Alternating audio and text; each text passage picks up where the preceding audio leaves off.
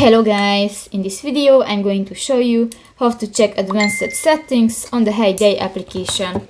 But first of all, I just want to mention, please don't forget to subscribe to our channel, because at 100,000 subscribers we are going to show you our YouTube revenue statistic and growth strategy, how to make money online. So let's jump into it. First of all, open the application on your device. So that's my home screen, that's my farm. I have bakery, houses, and you can add the different buildings.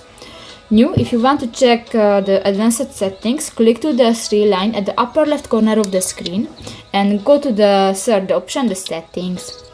Here, go to the third option in the second line, the advanced settings, and you can enable or disable neighborhood chat, the neighborhood Barbie, and different notifications. So that's pretty much it for this video, guys. See you in the next one. Bye bye.